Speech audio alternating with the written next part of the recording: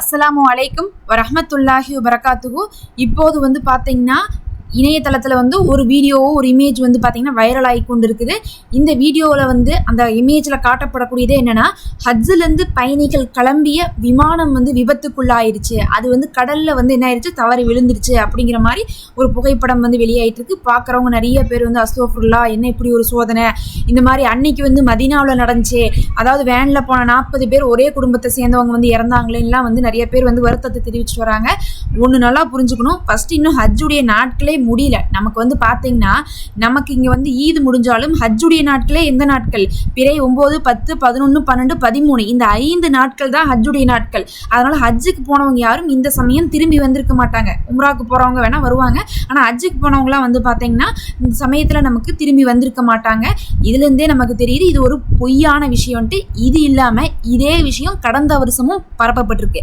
அதில் பார்த்தீங்கன்னா இப்போயாவது கம்மி. போன வருஷம் நிறைய அனிமேஷன்லாம் பண்ணியிருந்தாங்க. அதில் பார்க்கும்போது ஒரு விமானத்துடைய ஜன்னலெல்லாம் வெடிச்சு அதிலிருந்து ஹாஜிகள்லாம் கீழே விழுந்திருக்காங்க. ஒரு 40-50 பேர் கீழே இருந்திருக்காங்க. 1-2 பேருக்கு தலை கூட இல்லாத மாதிரிலாம் காமிச்சு ரொம்ப பண்ணிட்டு இருந்தானுங்க. அப்புறம் பார்த்தா அதெல்லாம் ஜூம் பண்ணி பார்த்தா எல்லா இடத்துலையும் பார்த்தீங்கன்னா அவ்வளோ குறைகள் இருந்துச்சு. நல்லா உத்து பார்த்தா அது ஒரு சாதாரண விமானமே கிடையாது. அவனுக்கு என்னமோ இந்த பஸ்ஸில் இருக்கக்கூடிய விண்டோ சீட்லாம் போடுற மாதிரிலாம் போட்டு வச்சுருந்தாங்க. அப்புறம் தான் கண்டுபிடிச்சாங்க அது ரொம்ப ஃபேக்குன்னு சொல்லிட்டு. அதுக்கு பிறகு பார்த்தீங்கன்னா அந்த விஷயம் கொஞ்சம் அமர்ந்துச்சு. அதாவது ஒரு பரபரப்பு இருந்தது அமர்ந்துச்சு. அந்த மாதிரி பார்த்தீங்கன்னா இப்போ ஒரு வருஷம் கழிச்சு இந்த சமயத்திலே ஆரம்பிச்சிட்டானுங்க. அங்கிருந்து கடலில் விழுந்துருச்சு, இங்கிருந்து இப்படி விழுந்துருச்சு, அப்படி விழுந்துருச்சுன்னு சொல்லிட்டு இருக்காங்க.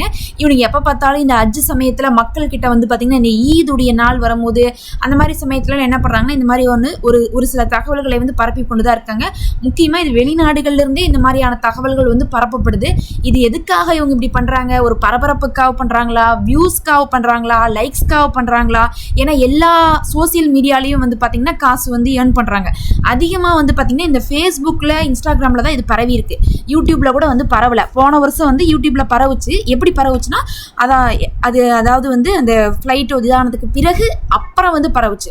ஒரு 2 நாள், ஒரு நாள் கழிச்சு தான் அந்த தகவல் கொஞ்சம் வேகமாக போச்சு. வேகமாக போனதுக்கு பிறகு அதுக்கப்புறம் போட்டாங்க. ஆனால் யூடியூப்காரங்க போடும் போதே சொல்லிட்டாங்க இல்லை இது ஃபேக் தான் அப்படின்னு சொல்லிட்டாங்க. ஆனால் இந்த தடவை பார்த்தீங்கன்னா அதிகமாக இன்ஸ்டாகிராம், எஃபியில் தான் இது பரவுது. அங்கே தான் ஆரம்பிக்கிறாங்க. எங்கிருந்தா இதை போடுறானுங்கன்னு தெரியல, எதுக்காகத்தான் இதை போடுறாங்கன்னு தெரியல. ஆனால் பார்த்தீங்கன்னா இந்த மாதிரி சில தகவல்களை போட்டுவிட்டா பார்க்குறவங்களுக்கு ஒரு மனசு கஷ்டமாக இருக்கும். நேற்று பார்த்தீங்கன்னா இங்கே ஈதா இருந்துச்சு, உங்களுக்கே தெரியும். ஒரு நாளைக்கு முன்னாடி நமக்கு ஈதா இருந்துச்சு வியாழக்கிழமை. இப்போ பார்த்தீங்கன்னா நமக்கு இந்த வெள்ளிக்கிழமை இருந்தே இந்த ஒரு தகவல் வந்துட்டு இருக்கு. இந்த ஈது ஒட்டின தகவல் இந்த மாதிரி வந்தபோது நமக்கு என்ன ஆகுனா அது மேலே ஒரு கருத்து, ஒரு கவனம் வரும். அது அந்த ஒரு விஷயம் நமக்கு மனசுக்குள்ள ஒரு தாக்கத்தை ஏற்படுத்தும். பார்த்தவங்க யாரும் இங்கிருந்து எதுவும் பண்ண போறதில்ல, ஆனால் எல்லாருக்கும் ஒரு மனசு சங்கடத்தை தான் ஏற்படுத்தும். இவனுக்கு என்ன பண்ணுறாங்க, இந்த மாதிரி போட்டு அது எல்லாரும் பார்த்தீங்கன்னா பாவம் இப்படி இதாயிட்டாங்களேன்னு சொல்லிட்டு வாட்ஸ்அப்பில் ஸ்டேட்டஸ்லாம் வைக்கிற அளவுக்கு ஆயிட்டாங்க. ஆனால் இந்த மாதிரியான தகவல்லாம் பார்த்தீங்கன்னா வருடம் இப்படி பரப்பப்படுது. அதனால ஆஜிகள் சம்மந்தமாக இனி பார்த்தீங்கன்னா இனி அடுத்த ஒரு 10-15 நாளைக்கு இந்த மாதிரி தகவல் வந்துகிட்டே இருக்கும். ஏன்னா இனிமேல் தான் உங்களுக்கு என்ன ஆவாங்க, போனவங்கள ரிட்டர்ன் வருவாங்க. இவங்க ரிட்டர்ன் வர்றப்பல எதையாவது ஒன்று அவங்க போட்டுக்கிட்டே இருப்பாங்க. இந்த மாதிரி தகவல் வந்தால் ஃபஸ்ட்டு நியூஸில் வருதான்னு பாருங்க. அந்த மாதிரி எது நடந்தாலும் முதல்ல நியூஸில் போட்டுருவாங்க. இது இந்த தடவை வந்தது ஃபுல்லாகவே பார்த்தீங்கன்னா ஃபேக்குன்னு சொல்லிட்டு தெரிய வருது. அந்த மாதிரி எந்த ஒரு தகவலும் நடக்கல. போன வருஷம் இப்படி தான் இன்னொரு தகவல், அந்த ஒரு நபர் பார்த்தீங்கன்னா கஷ்டப்பட்டு ஹஜ்ஜுக்கு 3 தடவை ரிட்டர்ன் போயிருப்பாரு.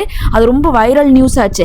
அவர் இறந்துட்டாரு, அவர் இப்படி ஆயிட்டாரு அப்படி ஆயிட்டாருன்னு சொல்லிட்டு செய்தி அதுக்கப்புறம் அவரே வீடியோ விட்டார், நான்லாம் இறந்து போலப்பா இப்படி நீங்கள் சொல்லி எல்லாரும் என் குடும்பத்தில் இருக்கிறவங்களாம் மனசு கஷ்டப்பட்டு என்னை கால் பண்ணிலாம் கேட்டாங்க, பொருளையை கலப்பாதீங்கன்னு சொன்னாங்க. இது வருஷம் பார்த்தீங்கன்னா 1க்கு 4ஆவது இந்த மாதிரி நியூஸ் வந்துடும். அந்த மாதிரி ஒரு நியூஸ் தான் இந்த தடவை ஆரம்பிச்சிருக்கு. இனி அடுத்த 10-15 நாளில் நிறைய வர்றதுக்கு கூட வாய்ப்பு இருக்குது. ஏதாவது வந்தால் உடனே நீங்கள் நம்ப வேண்டாம், பயப்பட தேவையில்லை, கவலைப்பட தேவையில்லை. உங்களை சேர்ந்தவங்க யாராவது ஹஜ்ஜுக்கு போயிருந்தாலும் அதை பற்றி நீங்கள் என்ன பண்ண தேவையில்லை, பயந்துக்காதீங்க. நீங்கள் நியூஸில் பார்த்தாவே தெரிஞ்சிடும். அந்த மாதிரிலாம் ஒரு முக்கியமான விஷயமா இருந்தால் நமக்கு தமிழ் நியூஸ்லேயே தலைப்பு செய்தியாக வந்துடும், ஹஜ் யாத்திரை போனவங்கன்ட்டு. அந்த மாதிரிலாம் எதுவுமே இல்லை.